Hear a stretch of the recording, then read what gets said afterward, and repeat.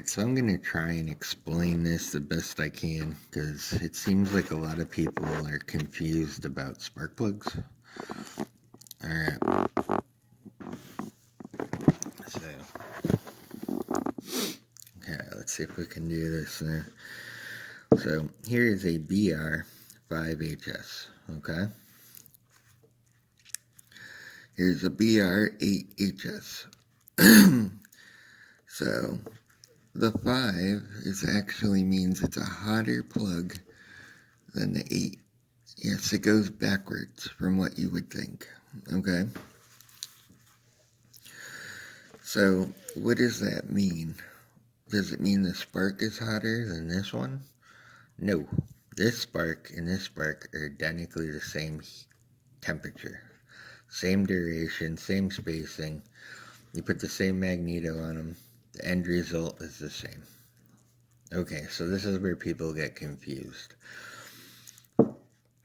So the 8 is the heat range. Now the heat range means this.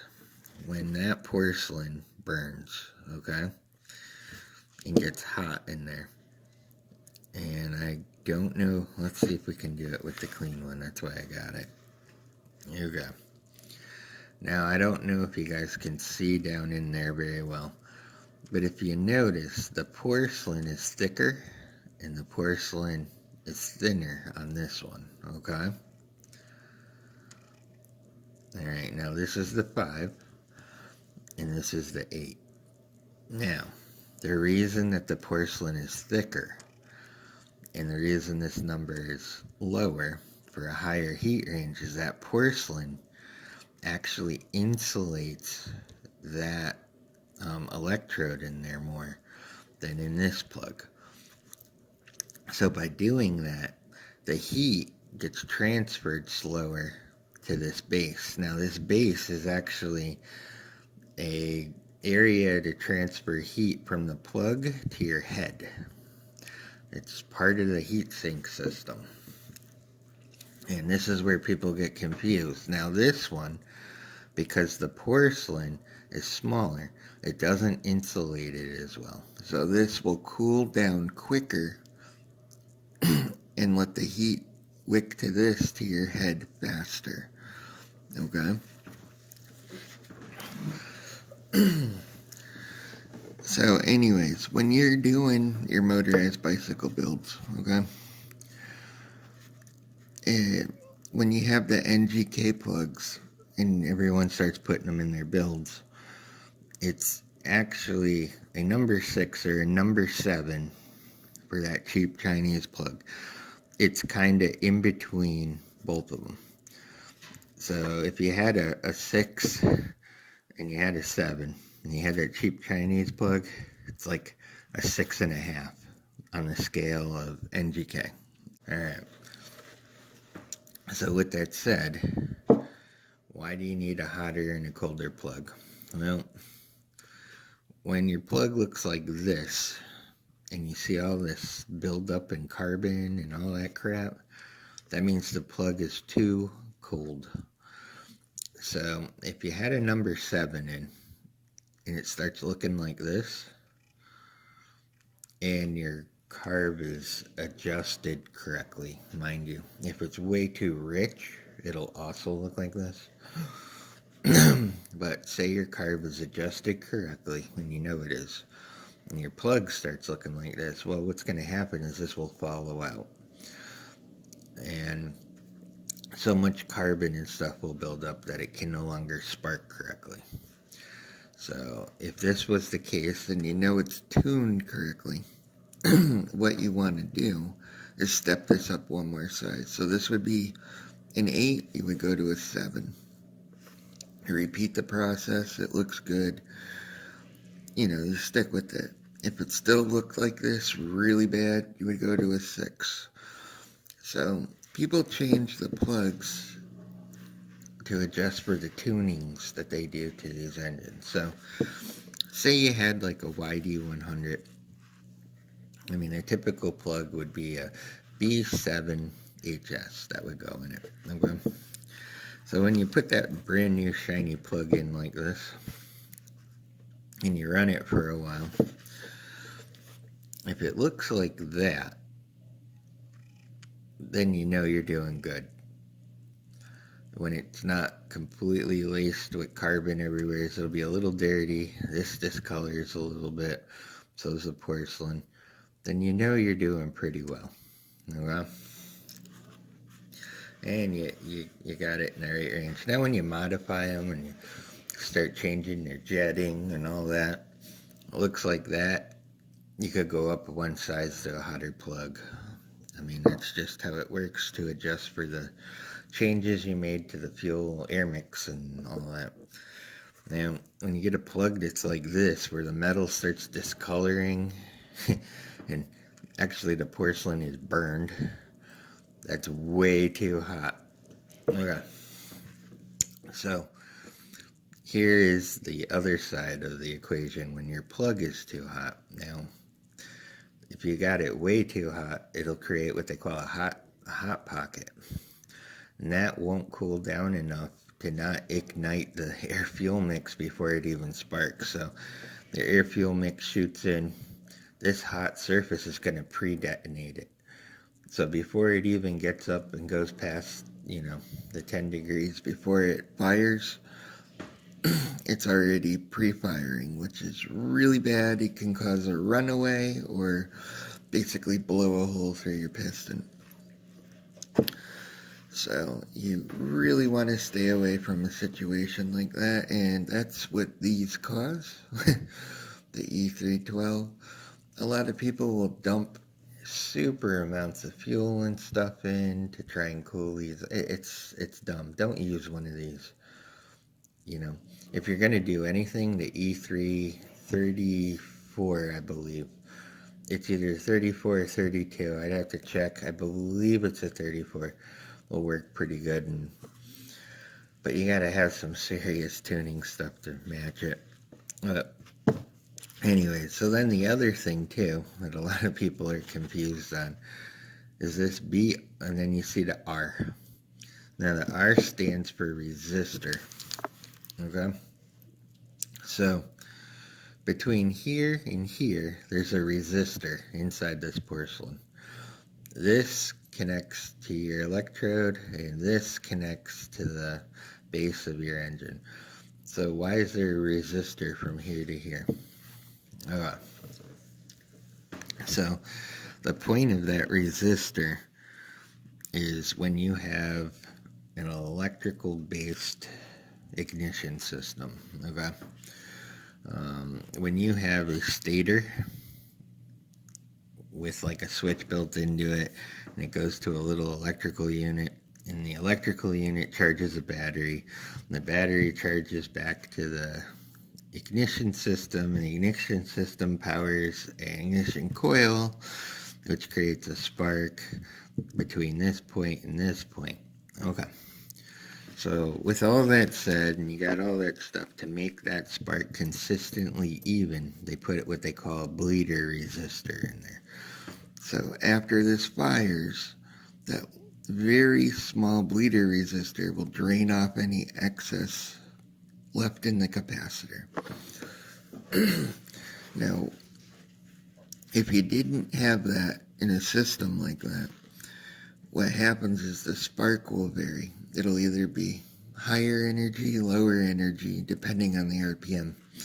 If you have this bleeder resistor in there, it always fires the same exact spark, no matter the RPM range, so that you don't end up with what they call a runaway glow.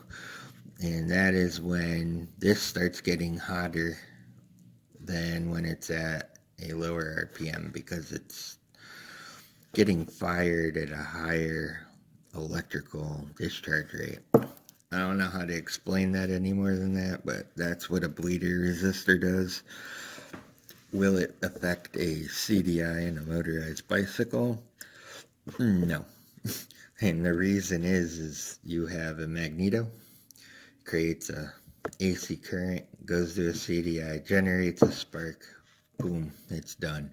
There's no battery and all that to keep other components electrically charged after that cycle. So 2 different systems. With a regular CDI magneto, you don't need this, so a B8HS would work just fine, but a BR8HS will work just the same. It has no up or downside to it.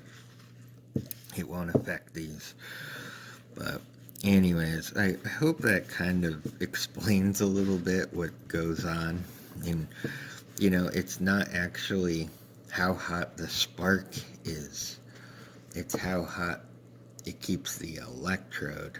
It's the type of insulation these use. So, but anyways, but yeah, just so you could see one more time, you see how that's like a big cone? And that is not. So, hotter plug means it keeps more heat at the tip for a longer duration before it goes to the metal, to your head. And again, skinnier porcelain lets the heat dissipate quicker, so it cools down faster the tip of that electrode to your head. So it all has to do with heat exchange rates, really. And when it's too cold, you get the following situation. Too hot, starts melting the crap out of it. And when it's just right, usually looks about like that. Now, to really know a heat range, okay, you would technically put this in a lathe and cut this right here, right where your washer is.